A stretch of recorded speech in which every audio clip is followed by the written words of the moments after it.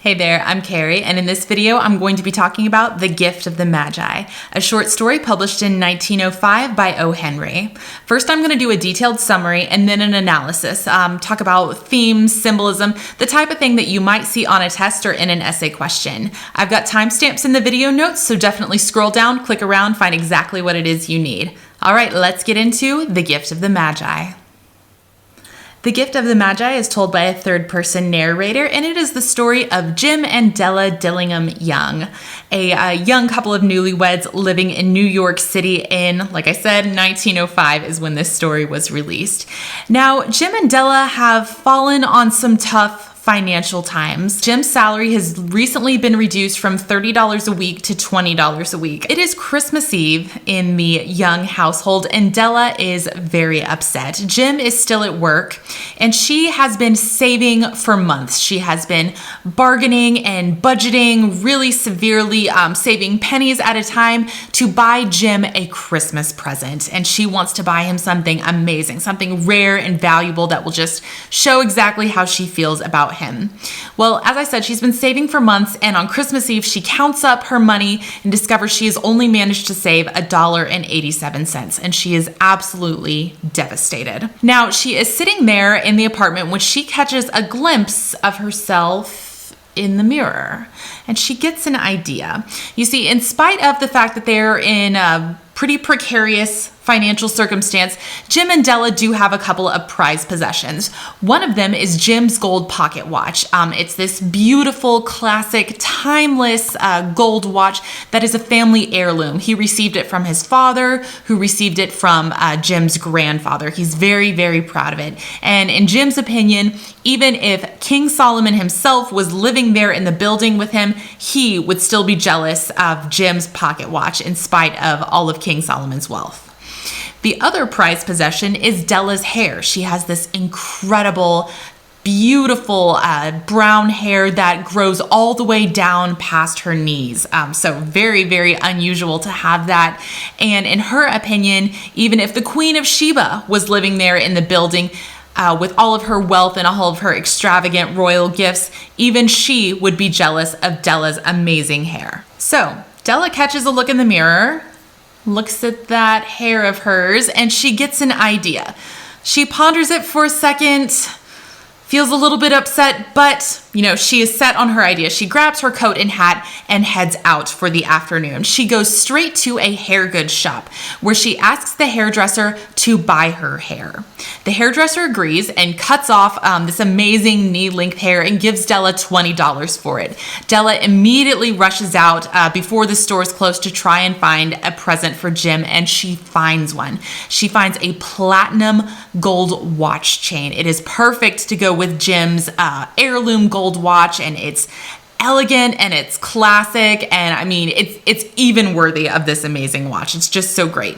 So Della is very excited. She pays her $20 for it, and she takes the watch chain home. Once she gets there, she starts looking at her hair again in the mirror. The hairdresser did not do a great job. It looks pretty rough. So Della grabs her hot rollers and tries to kind of fix her hair up. She's like, oh gosh, I really hope that Jim still thinks I'm pretty. I really, really hope he still likes me. I think he's gonna think that I look like a Coney Island chorus girl, that I look, unrefined, and that I look cheesy. She's very, very stressed about this. But pretty soon, Jim comes home and she gets ready to give him his present. Well, Jim opens the door and steps inside and sees Della and just freezes. Does not move, doesn't say anything, just stares at her. And this freaks Della out a little bit. She's like, okay, okay, so my hair is gone, but it's because I sold it. I couldn't stand to go through Christmas without getting you a present. That's why I did it. Please don't be mad at me. Well, Jim just keeps standing there and staring, not mad, not saying anything, just processing. And Della's like, Jim, please, please, please say something. Please tell me that you still like me. Please tell me you still think I'm pretty. My hair grows so fast, it's not a big deal. And finally, Jim kind of shakes himself awake, and he comes over and gives her a kiss, and he says, of course you're still the same person. Like, I wouldn't care if you shaved your head. You would still be my wife. You'd still be the person that I love. But here, you should open your Christmas gift. And he pulls a small package out of his pocket and hands it to Della. She opens it and screams. And first it's a scream of excitement and joy, and then she just kind of breaks down into tears and starts crying hysterically, and Jim has to come and comfort her. So inside this package, her gift from Jim is a pair of decorative hair combs. And I don't mean like combs, like brush your hair. These are ornamental hair combs, very, very expensive, like jewelry pieces, basically, that are meant to adorn, meant to be an ornamental thing in your hair. So these are made of tortoise shell. They have jewels on the rims of them. And Della has seen them before in an expensive boutique, and she has just never even considered that she might have them, but they are perfect for her gorgeous long brown hair that she has just cut off. So Della is feeling pretty heartbroken at this moment, and she cries, and Jim just kind of puts his arms around her, and she pulls herself together in a minute, and she says, "My hair grows so fast. It grows so fast. This is completely fine." And then she jumps up and says, "You haven't seen your present yet." And she pulls out the platinum watch chain that she sold her hair to buy, and she hands it to Jim, and she said, "Isn't it amazing? It's going to go so great with your gold watch. Where is your gold watch? Give it here. I want to see what they look like together." Now Jim looks at the watch chain, kind of backs away and sits on the couch. And instead of pulling out his watch, he says, "Della, why don't we just put our gifts away for a while? I think they're too nice to use right now. Let's just have our dinner instead. And by the way, I sold the watch to pay for your hair combs."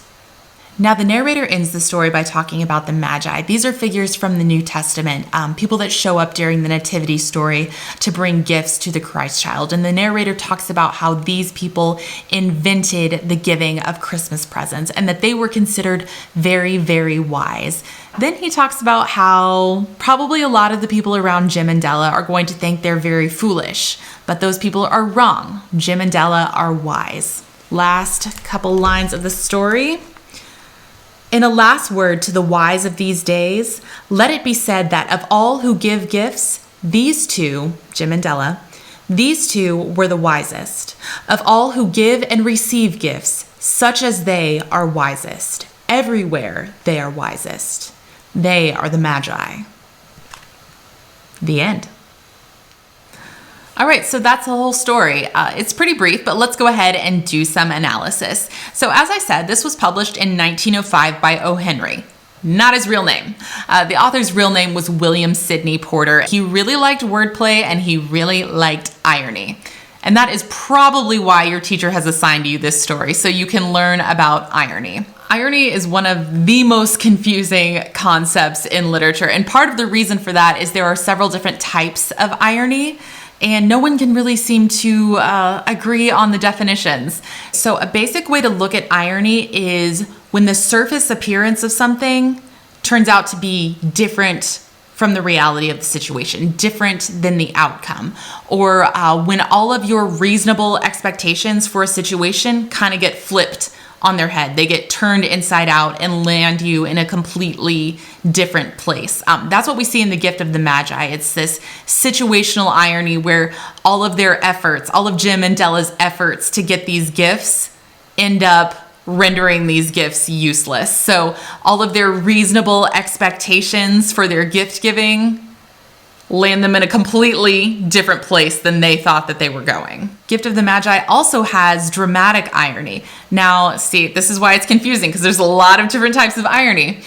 Dramatic irony is something that you've probably heard it referenced maybe in Shakespeare or in Greek tragedy, where the audience, or in this case the reader, knows something that at least one of the main characters does not know.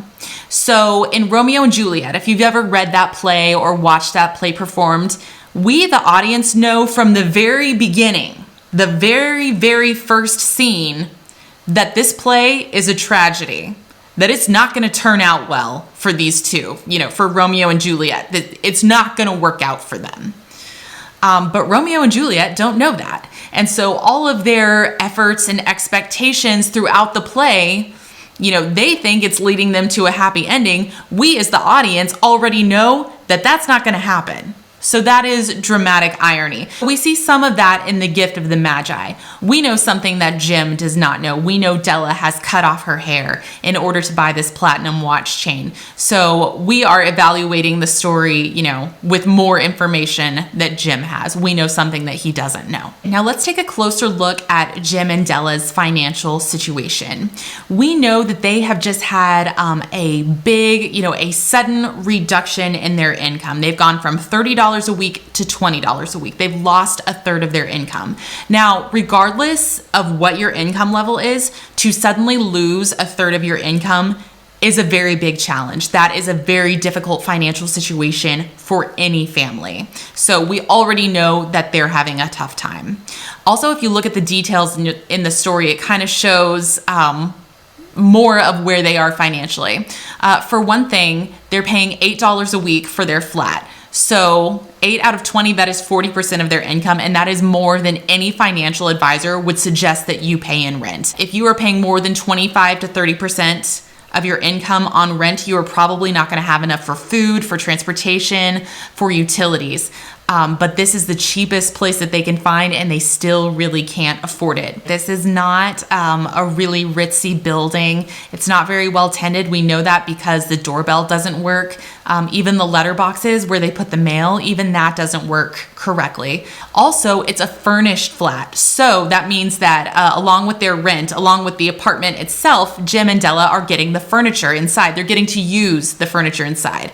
So, it's kind of like Della doesn't have anything else that she could have sold in exchange for Jim's Christmas present. They don't own any of the stuff around them. And their landlord has not given them a lot of luxurious furniture. It's used, it's already pretty worn out. These two are not living in the lap of luxury. You can see that from their clothes as well, because the narrator notes that Della has one old brown hat, one old brown coat. Jim has no gloves in the New York winter, and New York winters are cold. And he also doesn't have a very good overcoat. So these two do not have what they're going to need to make it through the winter comfortably. This is a little bit difficult to relate to, when we're talking about $20 a week and, she sold her hair for $20 or something like that. That's kind of hard for us in 2020 to understand what that means. So I did some Googling and tried to come up with, what would the inflation have meant over the last 115 years. So I'm not an economist. This is not exact. This is just kind of what I am guessing from my Google searches. So $20 a week, Jim's $20 a week probably puts them about a $30,000 a year income. New York City is not cheap to live in. For two people to survive on $30,000 a year, that is a real stretch. That would be an extremely tight budget. Now, Della's $1.87 that she has spent months saving up might be worth about $50 to us. Again, that is plenty for a perfectly respectable Christmas present, but that's not what she wants. She wants something rare. She wants something valuable for her husband. Now, the money, the $20 that she sells her hair for might be worth about $600. The sad thing is, I think Della probably got lowballed by this shady hairdresser. Real human hair wigs cost several $1,000s, sometimes tens of thousands of dollars. So I think probably Della got a little bit cheated by this Madame Sofronie that lives down the street from them, sadly. Now, we also know that Jim and Della are pretty self-conscious about their financial situation. In the first paragraph, the narrator tells us that, in trying to save up for Jim's Christmas gift, Della has had to be very aggressive about saving and bargaining. She's got to bargain with the grocer. She's got to bargain with the butcher, and she doesn't like it.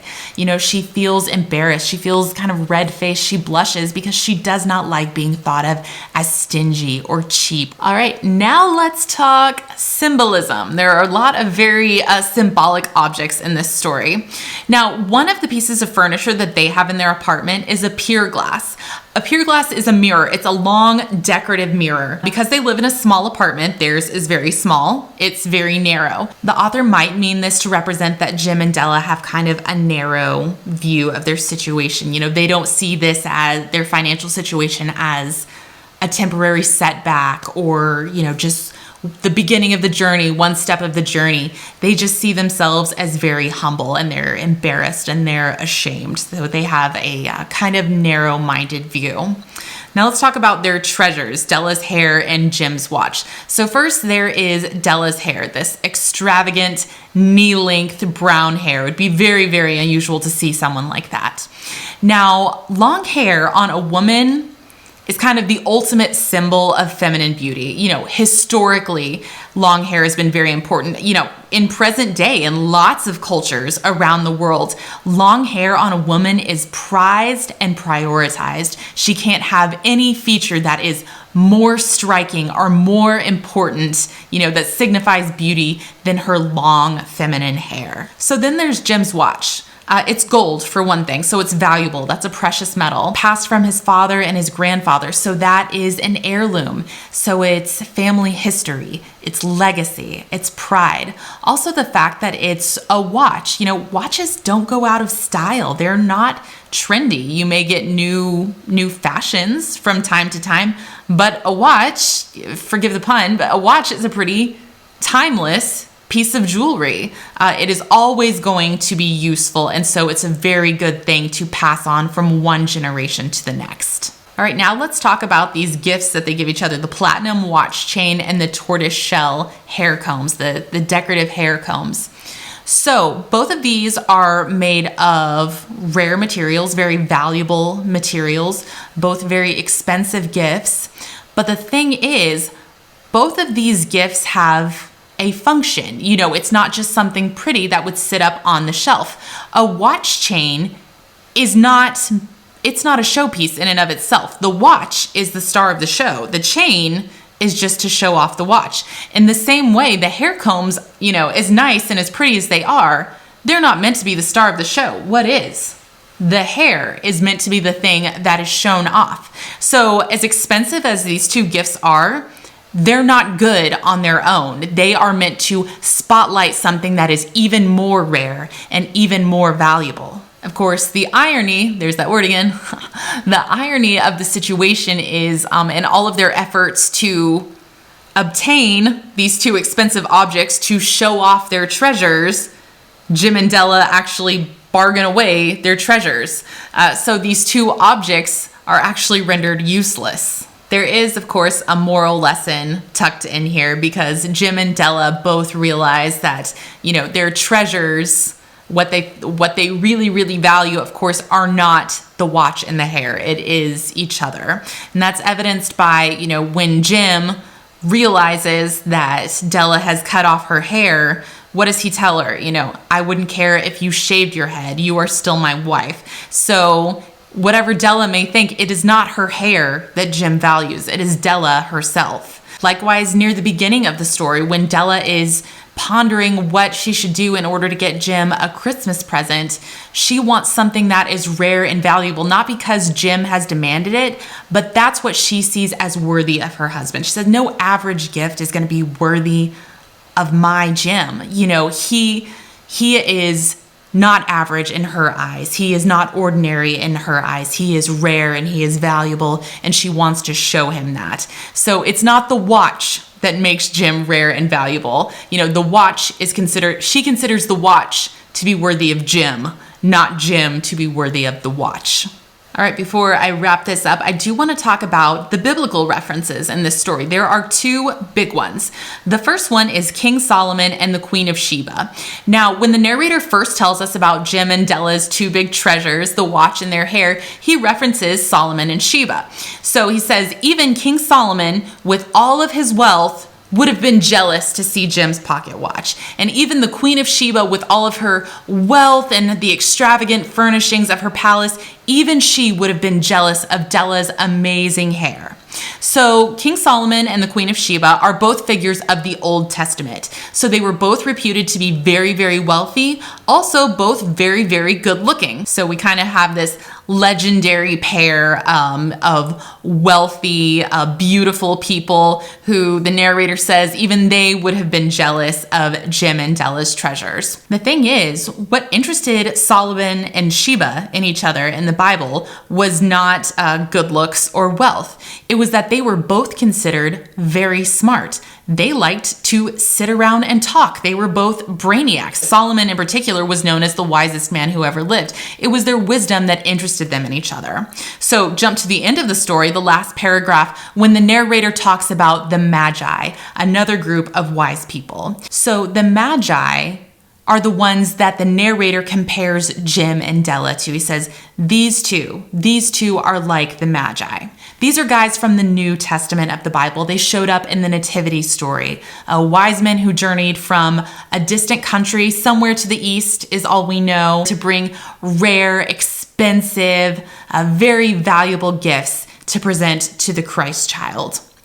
Now, here's what I think the author is getting at. Western culture, thinks of the Magi as the wise men, because of what they did. They brought gifts to the Christ child, and that is what made them wise. The people in their own culture would not have seen it that way. They would have seen it as wealthy, influential, comfortable people who left behind all of this to take a dangerous journey, would have taken a few years on foot, probably across at least some desert space, to bring these rare, extravagant, difficult to obtain gifts and hand them off to an unknown, impoverished refugee family. It would have looked ridiculous. It would have looked stupid and frivolous and wasteful, just way over the top. It would have seemed pointless. Of course, history does not see the Magi that way. The author is saying not to look at Jim and Della that way either. He says, to the people immediately around them who just witnessed this, it may seem foolish, it may seem wasteful, but whenever a sacrificial gift is made, whenever an extravagant, costly gift is given, when it's done in the name of love and devotion, it's wise. All right, that's about all I've got on the Gift of the Magi. I hope something in there was helpful. If it was, please like and subscribe, hit the notification bell so that you'll know when the next story becomes available. If you had a different story in mind or a particular author, drop that in the comments and I will see what I can do. All right, that's about all I've got. So best of luck to you, and I'll see you in the next chapter. One really great example of irony would be, say, if you watched a homework tutorial video where the English major who created the video gave you the wrong definition of irony. That would be a very ironic turn of events.